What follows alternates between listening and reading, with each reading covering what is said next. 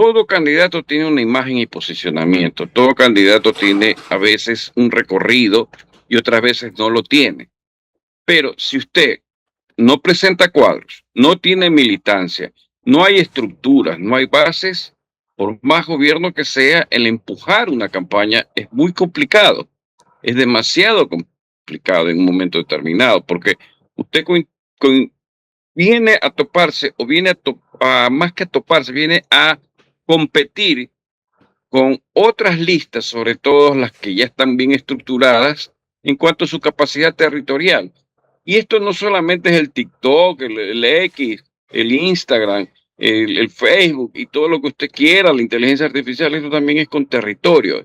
De regreso, gracias por la amable sintonía. En estos momentos nos acompaña Antonio Tramontana, consultor político de larga trayectoria en nuestro país, a quien saludamos cordialmente. ¿Cómo le va, Antonio? ¿Qué tal? Bienvenido, qué gusto. Muy buenas tardes, gusto es saludarlo, estoy a sus órdenes, un saludo cordial a la directa audiencia que nos acompaña de su medio de prestigio. Antonio, el presidente de la República, Daniel Noboa, anunció que armará los cuadros para las Hola. elecciones seccionales de noviembre con candidatos propios. ¿Cree que tenga las figuras idóneas para participar en este proceso o tiene que salir a pescar afuera? Hay que pescar afuera. Yo no creo que el gobierno, con el cargamontón que tiene en lo que se refiere a la atención de salud, en lo que se refiere al pleno control sobre la seguridad y a lo que se refiere a un alto costo, lo que es precio de víveres por subidas de gasolina, dentro de la cual, lamentablemente, por situaciones de guerra externa con lo que es el Medio Oriente, hace que todas las cosas suban de precio y eso afecta a lo que es el atractivo que se puede volver el gobierno. No creo que sea tan atractivo en las actuales condiciones. Más aún como un caso como el de Mónica Silva, que eh, contribuye a sembrar dudas dentro de lo que es la seguridad propiamente. ¿Y cree que la gestión del gobierno incida en las candidaturas seccionales? Por supuesto, no se olvide que una cosa es la realidad y otra cosa es la percepción. ¿Cuál es la percepción que puede tener cualquier ciudadano común? Es que las cosas no estén bien y usted no le puede cambiar la percepción al ciudadano de la noche a la mañana, sino que él tiene una realidad o un registro de lo que siente en su bolsillo, en su estómago y dentro de lo que es para la olla en el hogar de cada uno de los que citamos como miembros de hogar. Y por muy bueno que sea ese candidato o sea esa figura, le afectará entonces la gestión del gobierno nacional, aunque sea cercano a esa ciudad o a ese territorio, aunque sea empático. No, es que mire, aquí hay que ver una cosa. Todo candidato tiene una imagen y posicionamiento. Todo candidato tiene a veces un recorrido y otras veces no lo tiene. Pero si usted no presenta cuadros, no tiene militancia, no hay estructuras, no hay bases, por más gobierno que sea, el empujar una campaña es muy complicado. Es demasiado complicado en un momento determinado, porque usted viene a toparse o viene más que a toparse, viene a competir con otras listas, sobre todo las que ya están bien estructuradas en cuanto a su capacidad territorial. Y esto no solamente es el TikTok, el X, el Instagram, el Facebook y todo lo que usted quiera, la inteligencia artificial, esto también es con territorio. Y hay un efecto que es el peor de todos, que todavía se sigue manteniendo, el boca a boca, que es el que dice una cosa cuando es otra. Y decidir o escoger a candidatos que están ocupando funciones o dignidades como ministros, entre otros cargos, como el mismo presidente de la Asamblea Nacional, para que se conviertan en los próximos candidatos en este proceso democrático, ¿no es sacrificarlos o es una buena elección?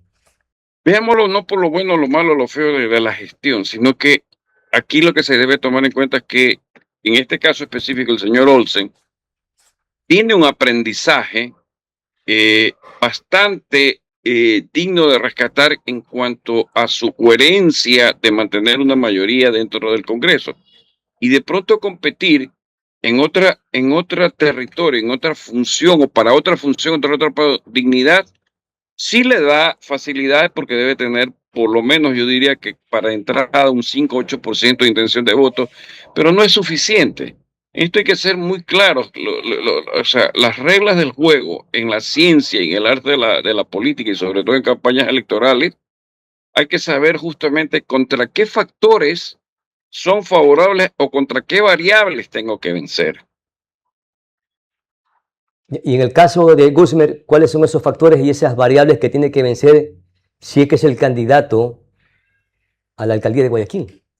Yo diría que en primer lugar encuentre la pelota para jugar en la cancha específica. Porque si esto es una contienda que lo quiero hacer de manera pedagógica, la explicación, usted no puede poner a un Messi a jugar en la defensa, como es el caso del señor Olsen.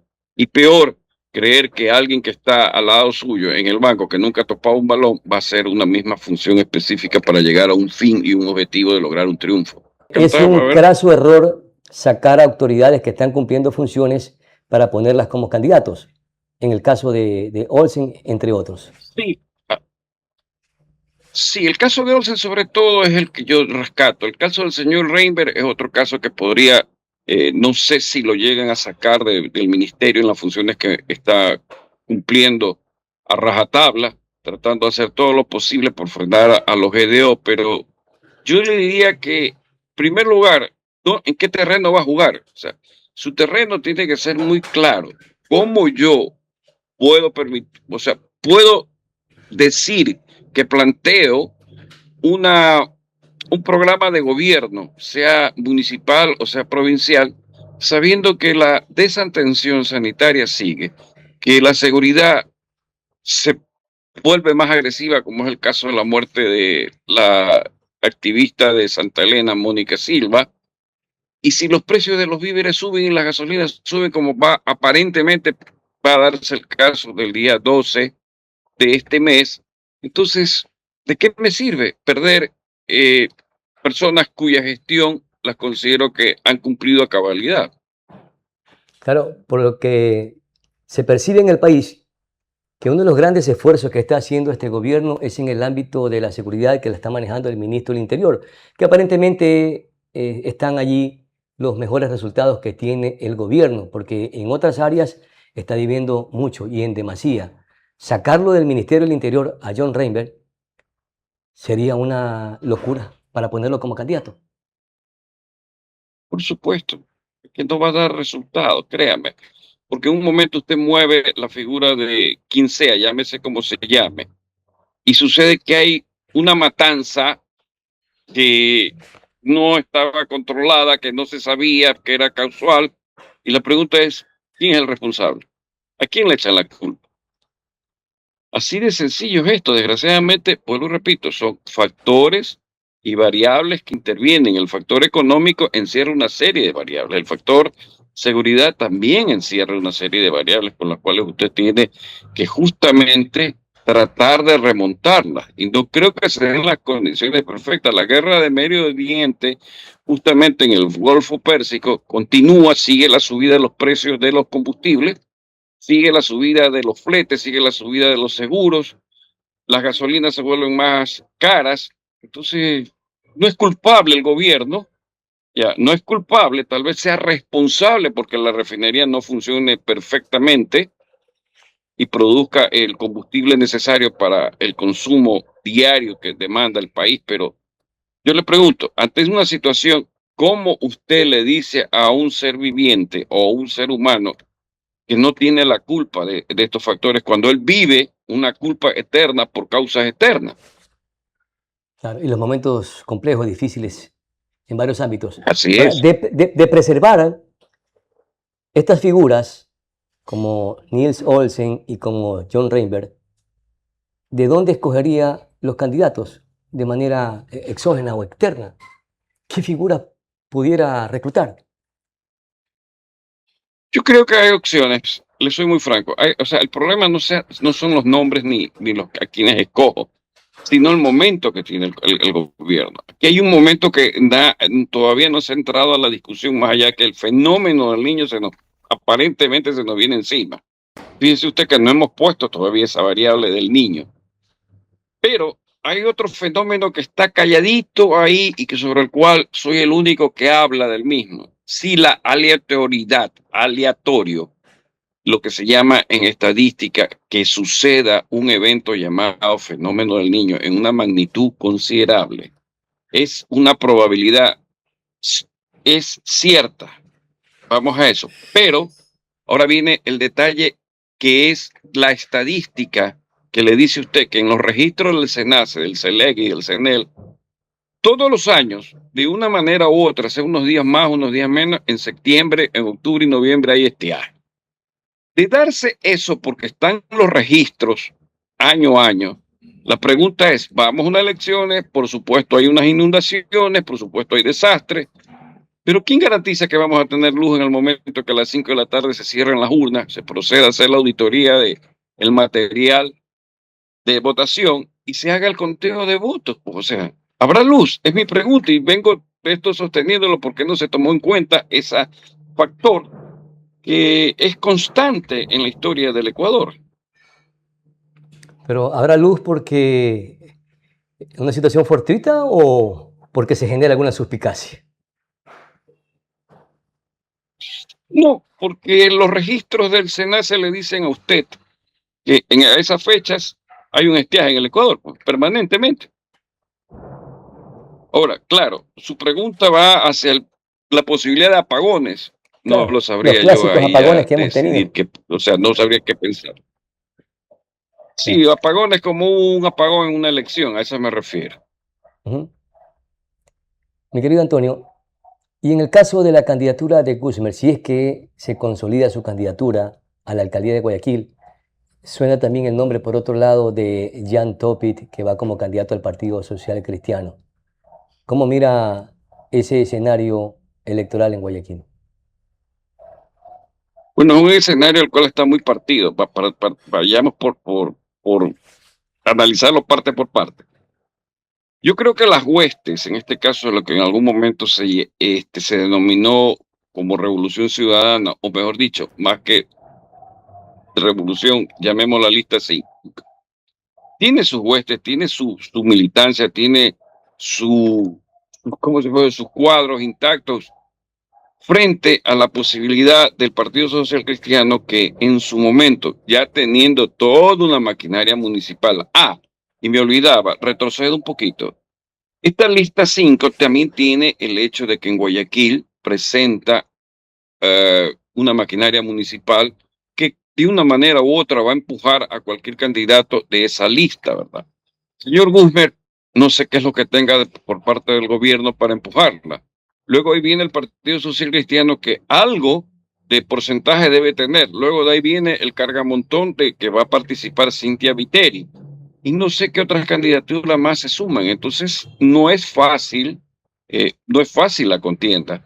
Hay que saber aplicar una estrategia en la cual usted cuente con aquello que le falta al uno, con aquello que le sobra al otro, pero sobre todo con recursos económicos, porque no, esto no es solamente a base de saliva, ¿verdad? ¿Y qué se está jugando el gobierno con todas estas decisiones, con todos estos candidatos?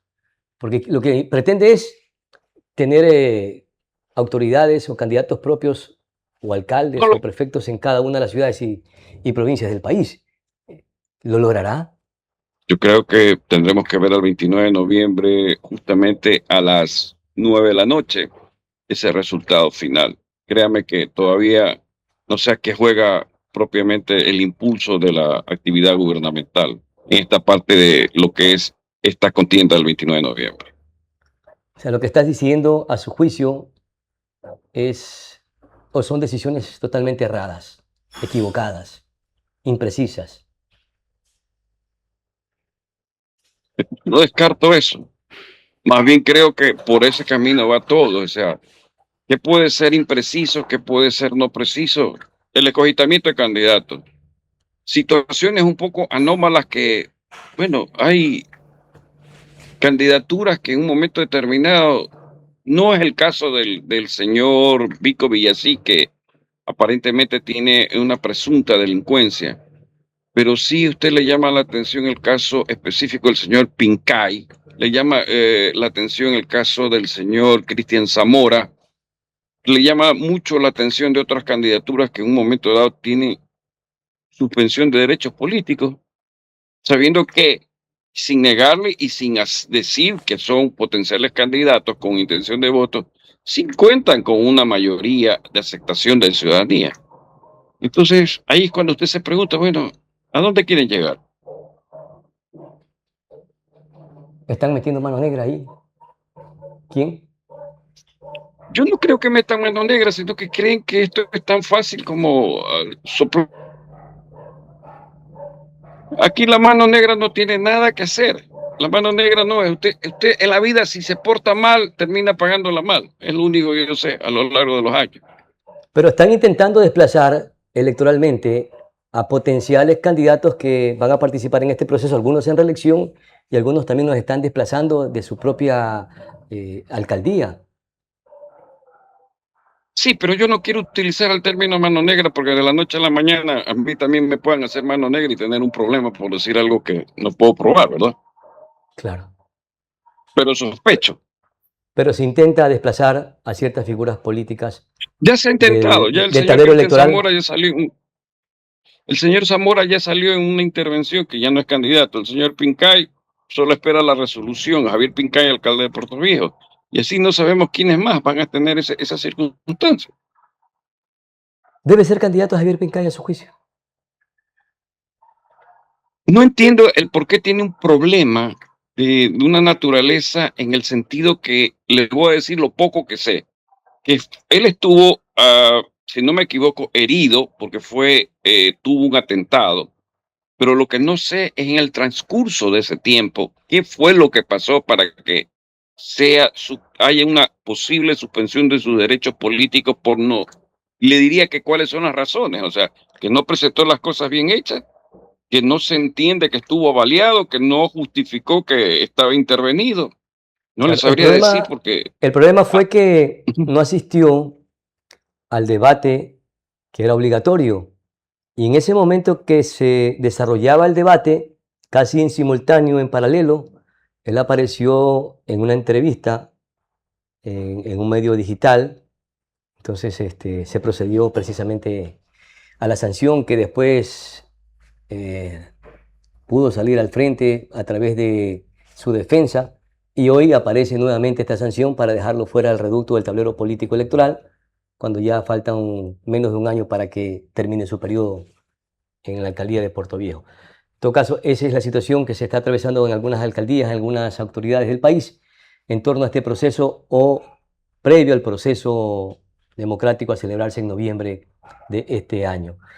Mire, en otro tema, la presidenta de la Revolución Ciudadana, Gabriela Rivadeneira, en una entrevista la vi que manifestaba que ella va a adoptar una postura y así será la postura de la bancada de la Revolución Ciudadana en la que no van a aprobar, más bien van a oponerse a todo lo que se decida o que se presente por parte del gobierno nacional. ¿Cómo interpretar estas declaraciones, mi querido Antonio Tramontana?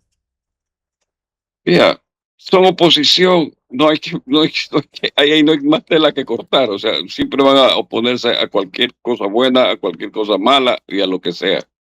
O sea, no nos sorprende esa declaración, es más bien obvia la posición de ella.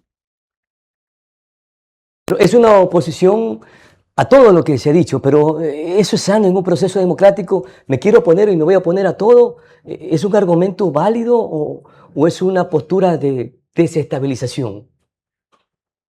No es desestabilización, porque la desestabilización hay que verla de otra manera, es una postura política de forma y de fondo, es decir, soy oposición a la oposición de toda la oposición. En otro ámbito, Rafael Correa, no sé si usted vio esa declaración que anda circulando en redes sociales, con sus propias palabras, dijo que se había reunido con el teniente Rangel vinculado al asesinato de Villavicencio y que le pidió que investigue a Noboa y que también el mismo Rangel, que está procesado porque está vinculado con el asesinato, el magnicidio de Fernando Villavicencio, que le había comentado sobre ciertos aspectos de Fernando Villavicencio que se lo estaba investigando.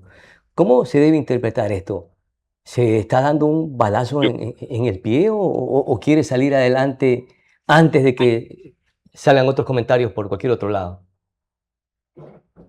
yo particularmente pensaría que él no tendría que entrevistarse con nadie dentro del proceso propio de Fernando Villavicencio para dejar que las cosas queden lo suficientemente esclarecidas y se busque la verdad llana como tal, porque es un hecho que ya ahora ese siniestro tiene tantas aristas que no sabemos si de seguir prácticamente metiéndole más leña al fuego que puede quedar. El señor lamentablemente fue asesinado de una forma vil y ruin, pero hay que dejar que las cosas actúe la justicia. O sea, de lo contrario, esto se contamina y el contaminarse no, no va a dar buenos resultados. ¿Y por qué Correa ahora mismo acepta esta reunión con Rangel, perdón? Bueno, porque quedó al descubierto, pues. No hay otra cosa que aceptarla, pues. O sea, yo lo vería de esa manera, de una manera simple. O sea, acepta que tuvo la reunión porque ya está al descubierto. Pero él mismo se pone al descubierto, porque él mismo está aceptando y está admitiendo. Por supuesto, porque a él le hace bien eso de ahí antes de que otros se lo digan que lo hizo a escondidas. O sea, si usted mismo se apuñalea, la pregunta es, usted lo hizo, ¿verdad? Y en ese momento, a partir de ese momento, nadie tiene que señalárselo, solamente cuestionárselo, en el sentido de que por qué fue esta razón del apuñalamiento, y es lo que él hace. Cuando él utiliza las herramientas de una manera en que él se expone así, es para que dentro de la opinión pública se sepa que sí lo hizo y no haya contaminación alguna de ruido en la opinión pública. Es una estrategia prácticamente política de comunicación. Claro. Ahora, esta admisión le complica judicial o políticamente a Rafael Correa o de ninguna de las dos.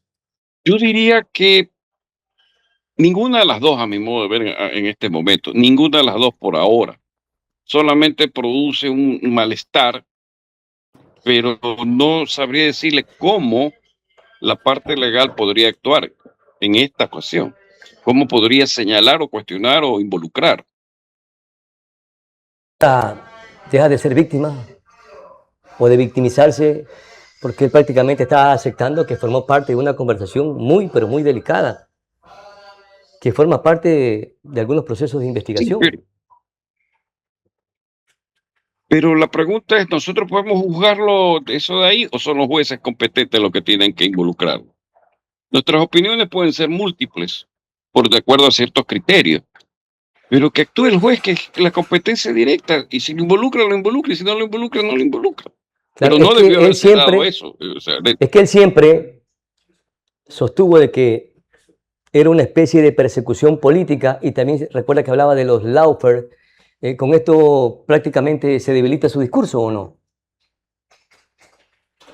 no, porque él va a estar vigente permanentemente. Créame que en el caso de él, específicamente, mientras más lo nombren, más vigencia tiene, es lo que me he dado cuenta con el paso del tiempo y ya de los hechos.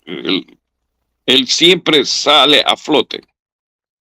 Tanto las declaraciones de Gabriela Rivadeneira como también las declaraciones que hizo Rafael Correa, ¿cuánto le juegan en contra en este proceso democrático que se avecina y que se realizará en noviembre? No les juegan, créame que no les juegan en contra, porque aquí hay que separar las cosas como las dije en comienzo. Hay bases, hay estructuras, hay militancia y hay cuadros. Los cuadros los tienen, la militancia sigue confiando en todo aquello que en un momento determinado lo sostiene el liderazgo del exmandatario, y de aquí viene lo que se llama una institucionalidad del hecho de que lo que digan otros, hay una narrativa que dice que lo que digan otros no es válido, lo que digo yo es lo válido. Y si esa militancia, esos cuadros, esas estructuras ya formadas, siempre por encima de cualquier cosa van a tener la base de un 15 a 20%, más o menos 5, que estará votando a favor, y con 15 a 20% lo único que usted logra es únicamente tener una plataforma para seguir sumando votos. No se olvide que el país hoy por hoy hay un anticorreísmo y también hay un antinovoísmo que está prácticamente licuado y está jugando como lo que dirían algunos una tercera vía, pero es una cantera de votos en la cual si la narrativa es superior del uno, la narrativa es inferior del otro, no alguien la termina captando. Será fuerte el correísmo, aun cuando vaya a participar con otra agrupación política. Se dice que va a ser por el Partido Socialista. Seguirá, yo creo que la vigencia de los cuadros lo único que le dirán es cambio de camiseta. De rojo nos iremos a anaranjado. O sea, aparecerá como una agrupación fuerte y logrará algunas candidaturas en diferentes ciudades del país. Sí, yo creo que sí, ¿sabe por qué? Sí, porque nuevamente el argumento y el fundamento, mientras ellos tengan los cuadros de la manera como los tienen, mientras haya una narrativa que alimenta esos cuadros, mientras haya una militancia, mientras sus estructuras estén regadas en todo el país, siempre van a tener una base electoral del 15%. Lo mínimo que tienen es un 15% de arranque. Y eso es muchísimo para algunos, digámoslo así, sectores o por algunos territorios dentro de una localidad, sea de alcaldía o sea de provincia para prefectura. Perfecto. Muchas gracias, mi querido Antonio Tramontana, por su valioso tiempo también y por sus aportes que han sido importantes en este espacio de diálogo. Muy gentil, muy amable. A usted por las preguntas interesantes planteadas, siempre a las órdenes. Más bien a usted por las respuestas y por los valiosos aportes, mi querido Antonio Tramontana. Con esto estamos llegando a la parte final, como siempre, agradeciéndoles a todos ustedes la amable atención dispensada. Soy Pedro Clotario Cedeño, aprendiz de todo, maestro de nada. Es mi palabra. Hasta la próxima. Un abrazo, felicidades.